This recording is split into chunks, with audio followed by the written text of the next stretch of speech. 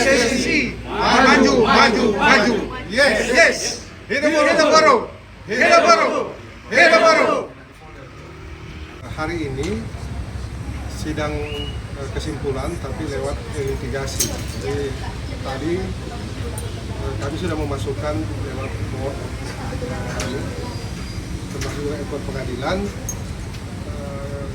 surat kesimpulan. Nah, kesimpulan itu rangkuman dari seluruh sidang yang telah saya lakukan dari tanggal 11 Desember. Kalau berdasarkan ketentuan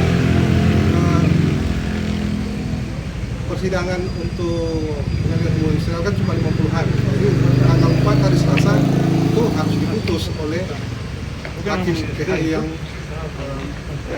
mengadili perkara nomor 17.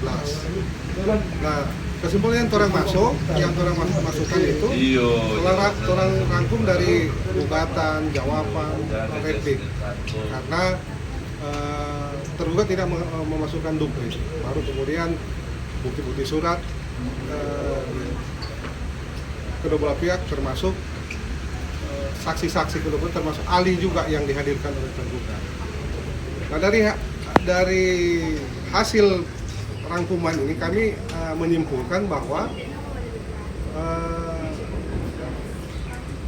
gugatan dari kami itu sudah menurut kami itu sudah bisa kami buktikan, dan tergugat lewat bukti-bukti termasuk saksi yang dihadirkan itu tidak bisa membantah.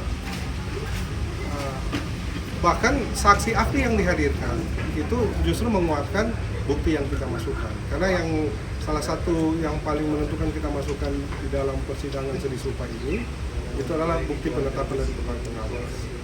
Saksi ahli tergugat itu sudah jelas menyampaikan bahwa keputusan atau penetapan pejabat tata usaha negara itu adalah merupakan produk hukum. Jadi produk hukum itu ada dua, regeling dan basicing. Nah, penetapan atau keputusan itu masuk dalam produk hukum, sama dengan undang-undang ketika dia sudah diterbitkan. Dan kemudian dia juga menjelaskan bahwa ketika ini sudah dikeluarkan itu wajib dilaksanakan oleh kedua belah pihak, dan produk hukum ini hanya bisa dibatalkan oleh pejabat yang lebih tinggi yang mengeluarkan keputusan itu atau pengadilan tata usaha negara. Jadi jelas bukti yang kita ajukan itu memang merupakan produk hukum yang harus itu oleh majelis hakim harus diperhatikan dalam dia membuat putusan nanti.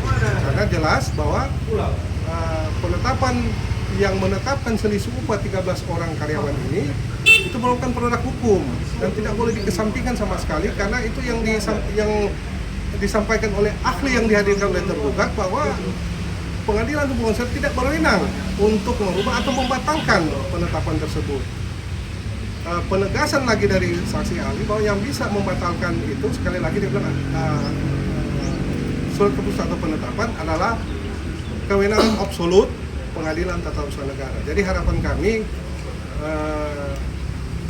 majelis hakim itu boleh dengan bijaksana dan tentu adil dalam memutuskan perkara nomor 17 ini. Itu harapan kami. Diputuskan berdasarkan fakta-fakta persidangan, jangan diputuskan berdasarkan fakta-fakta di luar persidangan. Itu menjadi harapan kami, karena memang fakta karyawan memang ini sudah dibayar sesuai dengan di bawah UMP. Bahkan menurut ketentuan pidana, perusahaan yang membayar upah di bawah UMP itu bisa dipidana, bahkan itu masuk kategori kejahatan.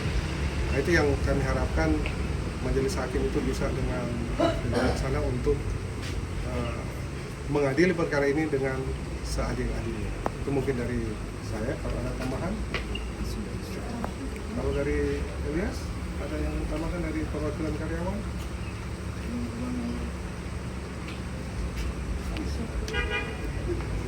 Jadi itu. Jadi selain teman-teman juga hadir di sini, itu dalam rangka juga mengingatkan kepada tentunya kepada majelis hakim itu bahwa perkara ini diikuti dari awal, dan rencana tanggal 4 juga akan datang pada saat putusan. Ya, ada langkah-langkah juga yang akan dilakukan oleh hanya nanti ketika putusan nanti tidak sesuai dengan kepentingan kita. Jadi tanggal 4 tetap datang. Hadir. Hanya menambahkan saja dari kami bahwa kami dari awal kami mengikuti persidangan ini dari awal sampai pada saat ini.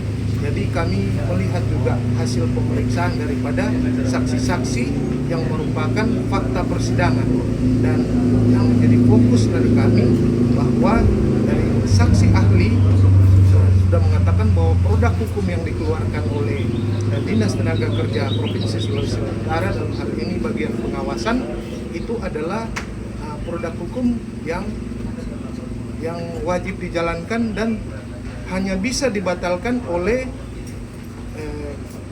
pengadilan, itu tata usaha negara ataupun kepala dinas daripada kementerian. Jadi kami sebagai karyawan atau buruh, kami merasa yakin bahwa fakta persidangan ini kami minta bahwa hakim bisa melihat fakta yang ada, sehingga dalam membuat keputusan nanti memang benar-benar sesuai dengan apa yang kami harapkan, yaitu keadilan sosial bagi seluruh rakyat Indonesia. Dan selanjutnya juga kami berharap bagi pihak perusahaan yang selalu mengintimidasi kami, di mana kami melakukan gugatan ini dengan proses kami kan belum di PHK, tapi dilakukan intimidasi. Gaji kami sudah 3 bulan tidak mau mereka bayarkan, kemudian lagi mereka keluarkan surat akan merumahkan, walaupun itu prosedur yang salah, yang mereka tidak sesuai prosedur yang berlaku sesuai dengan Undang-Undang Ketenagakerjaan, yang mana harusnya kita harus adakan pertemuan dan pembicaraan untuk mencapai kesepakatan dari kedua belah pihak, baik dari pekerja maupun dari si pemberi kerja, dengan menyampaikan apa yang menjadi permasalahan daripada perusahaan. Kemudian kita lakukan kesepakatan ada bipartit, sehingga tidak semena-mena, tapi ini yang dilakukan malah terbalik. Kita masih mengejar persoalan yang lain, mereka menekan kita di sisi yang lain, yaitu gaji kita tidak dibayar dan mereka rencana merumahkan kita. Jadi tidak sudah dirumahkan dengan gaji 10% dari gaji yang itu kan hanya kesepakatan sepihak saja, dan itu melanggar Undang-Undang Ketenagakerjaan.